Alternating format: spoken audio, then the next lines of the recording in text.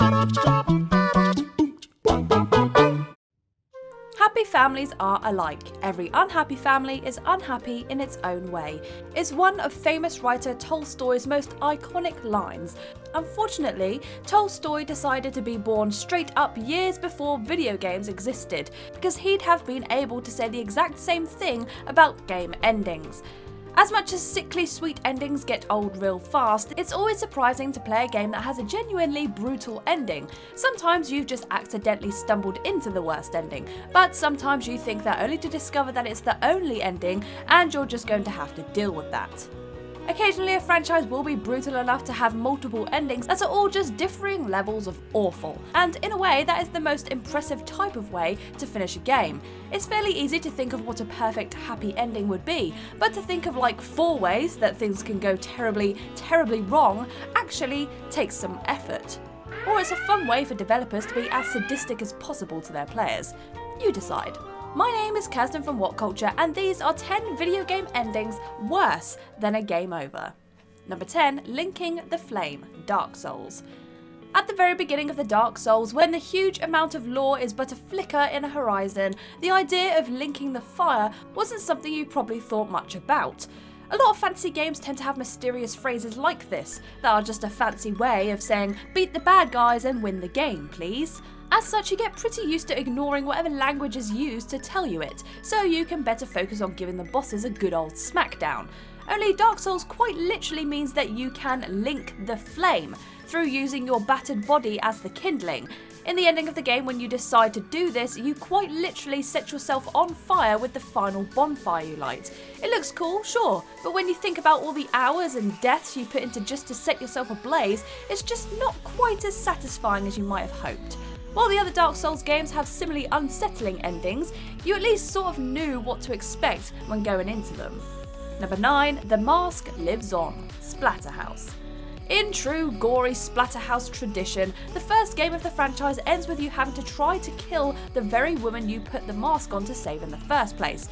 Sure, you had to because your girlfriend had been possessed by a nightmarish demon, but it's still not exactly a great time. Just to emphasise that this ending sucks, the mask you make a pact with at the start of the game, that is, stuck to your face, betrays you in order to summon the final boss. While you might hope that the game ends with you freeing yourself from the mask of terror once more, you actually can't. You were bound to it until you saved your girlfriend, and as she is currently a bit dead, since you killed her and all, you're stuck with your new pal. And so you're left standing just beyond the burning wreckage of the house this all went down in, silently wondering how daily life is going to go while you look like Jason Voorhees' ripped older brother. Splatterhouse 2 and 3 both have lighter endings, but since the franchise ended on a remake with a less cheery close, it seems like this one franchise fated to have miserable conclusions.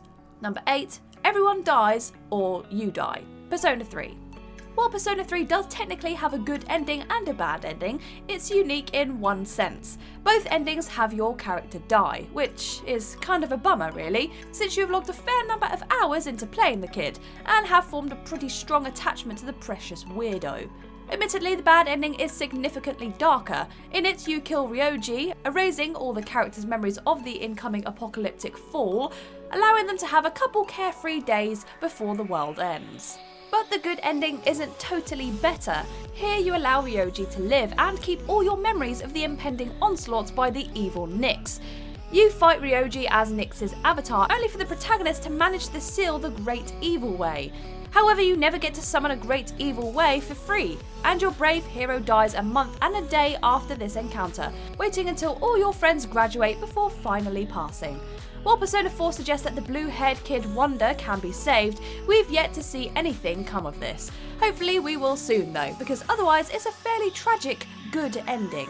Number 7, The Cliffhanger Time Forgot, TELLTALE'S Game of Thrones. TELLTALE'S closure was a tragedy for a variety of reasons. While the main tragedy is undeniably the talented individuals who lost their jobs as a result, many fans of series the company was making were also understandably upset that these would never be completed. The most frustrating of these is tied between The Walking Dead and the Game of Thrones series, which both were left without proper closure. TELLTALE'S Game of Thrones may have been the most aggravating case though, as in true Thrones tradition, it had just reached the classic grim midway point of the plot, where generally things would improve from. Instead of this though, we'll be left in a permanent cliffhanger, unsure of the ending fates of the various Forrester children. Well, the ones who are still alive anyways. And while it's nice that some of them get to live, it's not so great that the potential for a happy ending or some Game of Thrones equivalent ended up thrown to the wayside because of tragic happenstance. Number 6, everything is bad and you are maybe evil. The park. Enduring a creepy, possibly haunted theme park isn't exactly good for anyone's mental stability. It's especially unhelpful for the protagonist of the park, Lorraine Maillard. Throughout the game, it's left unclear whether Lorraine is being haunted by the ghosts of the amusement park or whether she's suffering a psychotic breakdown. It seems to be a bit of both though, as her ordeal-ridden life was heavily linked to the park and its suspiciously high death rate, which would claim her partner while she was pregnant with their child. As such, when her child disappears into the abandoned park years later, she's understandably more than a little mad. She only grows more upset when it's revealed that Nathaniel Winter, the owner of the park, has become a legitimate monster who now feeds off of human emotions. This all culminates in either Winter is using his weird supernatural powers to control Lorraine into stabbing her boy in the head, or Maillard doing it of her own accord after a series of hallucinations. Either way, she doesn't actually want to do it, and her heartbreak as she hands herself into the police afterwards is actively painful to hear. But that's all okay because Lorraine appears once more in a game named The Secret Worlds, where she's made into the unwilling carrier of a magical bee who tortures her every day but also makes her immortal, so she can't die. Tough luck, Lorraine. Number 5, any ending. Call of Cthulhu. As many come as a surprise to precisely nobody, Call of Cthulhu has exactly 0 good endings. To be fair, when you're dealing with the dark fish gods, chances are you aren't in for a happy time. And so you get to choose between a series of bad endings that vary in intensity, each of which are miserable for their own unique reasons. One ending sees you stop the cult from summoning Cthulhu but awaken to find yourself in an insane asylum, having either hallucinated the whole thing or otherwise have been placed in a fake reality by dark forces. Another one of the happier endings has you let a seriously disturbed woman kill herself in your stead, leaving you to become an alcoholic in peace. Or otherwise you can beat her to death when you go insane in yet another ending, which sees you murder Sarah as you become one of the tentacled god's playthings. In short, this isn't a game to go into if you wanted a happy ending, but then you probably guessed that the minute you started eating demon squid flesh. Number 4, CLAUS dies. Mother 3. Since Mother 3 was only officially released in Japan, in order for you to play the thing in the first place you either needed to learn Japanese, already know Japanese, or otherwise find a translated port.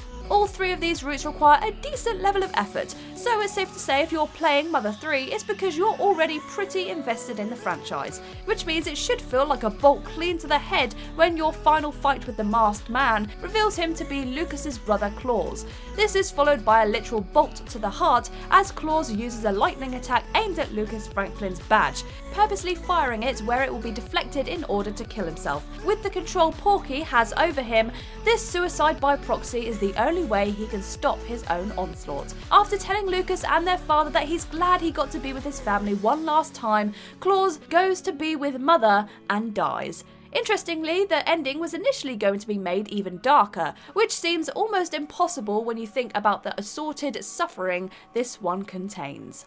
Number 3, the second apocalypse. Red Dead Redemption Undead Nightmare. When you play Rockstar's Cowboy Living Dead simulator, you sort of go into it thinking you know how the story will end. Namely, that after having to shoot and kick your way through hordes of undead, John will manage to save the day, even if it requires a spot of heroic sacrifice to do so. After personally restocking half of the underworld in order to put an Aztec mask back in its rightful place and break the curse, it seems like the plot does intend to follow this expected route. You return home, untie your formerly zombified family, and everything goes back to normal. For all of a couple of weeks, because the mask is promptly stolen a few months later by your old pal Seth, who starts another zombie apocalypse. And in between these events, John Marston has died, meaning the only person who understood how to stop the undead hordes and was capable to do so is now part of their ranks. Somehow, luring everyone into a false sense of security only to have another outbreak of the living dead seems worse than just never successfully stopping it in the first place. Number 2, you and Diablo hang out. Diablo. For the majority of your time playing Diablo, your task is very clear.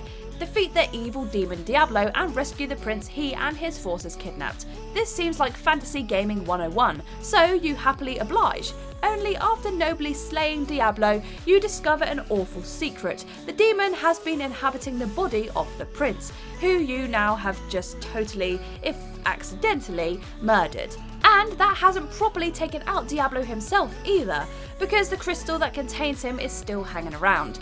In a dark twist, you end up putting the soul stone into your own forehead in order to protect anyone else from becoming possessed by demonic forces, hoping your own strength will protect you from such a fate, which is nice and all, but the plot of Diablo 2 makes it very, very clear that you fail and become super possessed, so all your efforts in the first game were for literally nothing.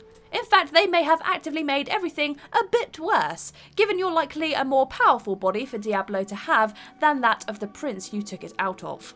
Number 1, the worst ending imaginable. I have no mouth and I must scream. Should you have read Harlan Ellison's nightmare-inducing short story, I Have No Mouth and I Must Scream, you might want to take a quick pause from reading this, just to deal with any flashbacks you might be having.